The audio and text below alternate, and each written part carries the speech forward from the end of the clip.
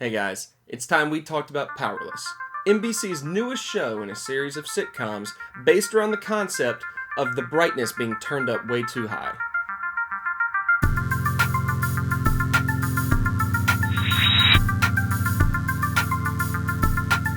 Powerless is a comedy set in the DC universe, so it's billed as sort of The Office meets, Smallville. The show stars Vanessa Hudgens from High School Musical fame, among other things, but I bring up High School Musical for a reason, as a character named Emily Locke. Emily is an employee at Wayne Securities, an insurance firm specializing in making products to protect defenseless bystanders from the collateral damage of superheroes and supervillains. Joining Vanessa Hudgens in the cast is Tudyk, who we all know and love from Firefly and Serenity and Dodgeball, and Danny Pudi, who we know from Community, or even more importantly, that old cell phone commercial about a dead relationship.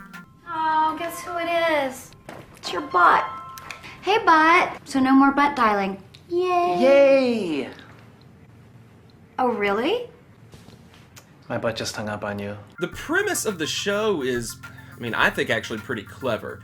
It addresses some of the absurdities that we don't really think about when we watch a superhero movie or another superhero TV show. In particular, it deals with what life must be like for just the normal people that are now forced to live in a super-powered world. They joke in the first episode that the leading cause of workplace accidents is Superman crashing through your office window. In the opening scene of the show, Emily is on a train riding to work and is amazed watching a battle between a superhero and supervillain. She turns to the other passengers on the train and says, "Well, you don't see that every day." To which the passengers reply, "Here, yes, you do. Every day." And it's funny because we don't really look at the outside world when relating to superhero movies and TV shows. Everything's so focused on the heroes that we always joke about, man, how much damage do they cause? That's kind of what this show is more about. Batman vs. Superman addressed the gravity of mass destruction in superpowered fights and how it affects the cities and the bystanders there. It's kind of like how Captain America Civil War kind of approached the subject, but instead decided to fill the movie up with scenes of Cap and Tony Stark trying really hard not to turn their friendly disagreement into a full-on makeout session. Powerless decides to take a comedic approach to the citizens who really just want to live normal lives but are constantly being disrupted and interrupted by ridiculous superpowered situations. It's a premise that's brought up early on in the opening scenes of the show, and then it's kind of rushed along in this first episode as they try to fit in a whole bunch of character introduction and all that sort of stuff. So it kind of gets brushed off to the side. At the same time, it's a highly promising and kind of hilarious premise that, if explored deeply, can make for a pretty good show, a good and original show, I think. The only question is whether they'll have time to do it, but we'll get to that in a bit. The cast and characters are alright. Vanessa Hudgens herself is a little bit bland at first as the leading lady, which causes a few issues, but it really seems like, part of that is due to her, but a lot of it's probably due to the writing. Imagine that the writers of Powerless had a large box, okay? And this box was filled with all the character, archetypes that you see in movies and television. And the writers reached in and they pulled out a piece of paper and they looked at it, and it said, "Young female from middle America who's naive yet thinks she can change the world." And they went, "Alright, I really don't think we need to change that at all. We can probably just work with it." And that's sort of the issue that we have here with Emily Locke. There's nothing new. There's nothing original here. So you add in the fact that Vanessa Hudgens performs like it is a Disney production, like High School Musical, and kind of ignoring some of her more recent work that had a little bit more depth to it. I think of, Gimme Shelter, for example. The character just falls flat. I think that's been some of the major complaints that a lot of people have had with Powerless so far. These are all issues, though, that, could probably be fixed with better character development or just flat out better writing, honestly. Her immediate coworkers have all the right pieces that you want to see in a small supporting ensemble cast. You have the sarcastic one, the overly enthusiastic one, and the one that will probably be written out of the show by season 2.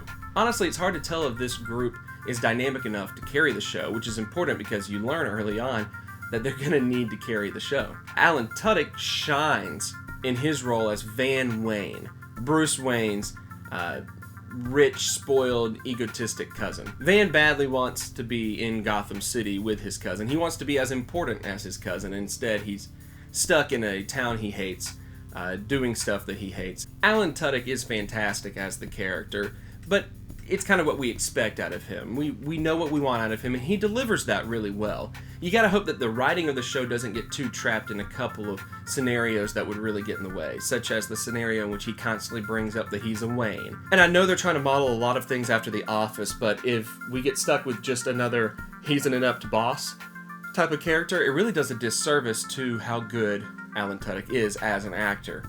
He's just way too charming to play a dimwit and nothing more. The cast is rounded out by Christina Kirk, who plays Van's secretary. And in the first episode, it's really hard to tell what her role is. Is she tired of Van's nonsense, or is she supposed to serve as a mentor figure for Emily? It's kind of too soon to tell. Now, design is where the show fails. Hard. As mentioned earlier, it looks obnoxiously bright. You compare Superstore and Powerless to some older NBC shows like 30 Rock, for example. And 30 Rock kind of had a bit more of a natural, this is in a television studio sort of feel. Superstore and Powerless, they just look fake. Now, the brightness does set a particular tone, an optimistic and kind of, naive tone in a sort of way. But it kind of makes it look a little bit cheap at times. Of course, looking a little cheap at times because of brightness is nothing compared to the awful, awful special effects that we saw at the beginning of the episode. It's not quite Agents of S.H.I.E.L.D., Quinjet type of bad special effects where, it's TV and you know what the budget is and you kind of expect it to look a little bit off compared to the big budget Marvel movies. No, this is like, oh god, why did they sign off on this? Who thought that this looked good enough to put on TV sort of bad special effects? You gotta watch it to see. The good news is, the CGI special effects after the first 5 minutes or so are gone from the opening episode. The problem is, if it's set in a superpowered world, you kind of think some superheroes are going to show up every now and then, and you really hope that they keep their CGI at home. Okay, but let's focus in real quick. Keep in mind, this is just a first episode, so it's not fair to compare it to a show that ran for, 5, 6, 7 seasons. We have to look at other pilots. So a better comparison really is something like Brooklyn Nine-Nine, a current leading sitcom, or Community, an NBC cult favorite show.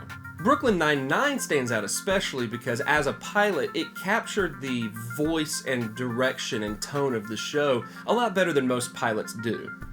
Community kind of had the same sort of thing, but as Community fans are quick to point out, the first episode didn't really live up to what the rest of the show could do. And if there's one thing that we know about Community fans, is that they got opinions.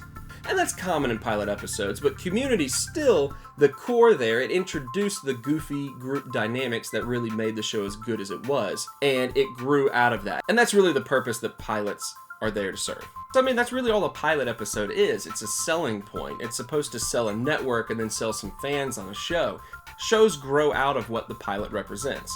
And with Powerless, it's got a lot of growing that it has to do. The question is whether or not NBC will give them enough time. Looking at other networks, Fox, who does Brooklyn Nine-Nine and New Girl, for example, their programming is mostly built around animated shows as far as comedy goes. So the few live comedies that they have are, the production value is really good on them. They're well written, they look good, they have a very clear identity as well. CBS, on the flip side of that, produces a lot of really cheap shows where the production value is almost non-existent, but they can crank it along for about 15 years and just milk as much money as they want out of those things. NBC, on the other hand, it used to be the king of comedy. You had Seinfeld, Friends, Cosby Show, Cheers, Frasier, even shows like Mad About You that weren't really that big of names, but were still pretty popular. The 80s and 90s for NBC were amazing as far as comedy goes. And since then, they've had a few smash hits. Of course, The Office, Parks and Rec come to mind.